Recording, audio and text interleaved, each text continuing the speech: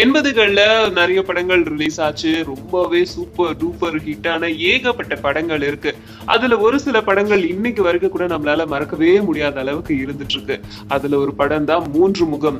Alex Pandian அப்படின்னு சொன்ன உடனே எல்லாருக்குமே ஞாபகம் வர்றது 3 முகம் படம் தான். அந்த படத்துல வந்து super star Rajinikanth triple character பண்ணியிருப்பாரு.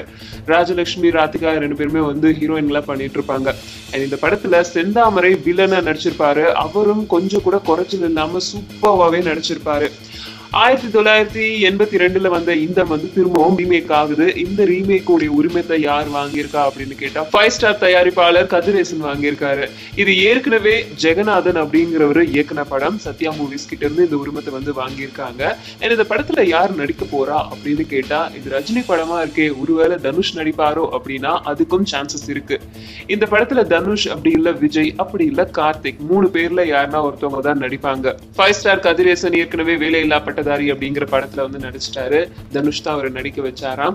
அண்ட் இன்னும் நல்ல வாய்ப்புகள் கிடைச்சது அப்படின்னா கண்டிப்பா நடிப்பேன் அப்படின்னு கூட சொல்லியிருக்காரு. இவர் ஏற்கனவே பொல்லாதவன், ஆடுகளம், ஜிகிர்தண்டா இந்த மாதிரியான படங்களை தயாரிச்சிருக்காரு. சோ இந்த வரிசையில அடுத்ததா இவர் தயாரிக்க போற படம் 3 முகம்.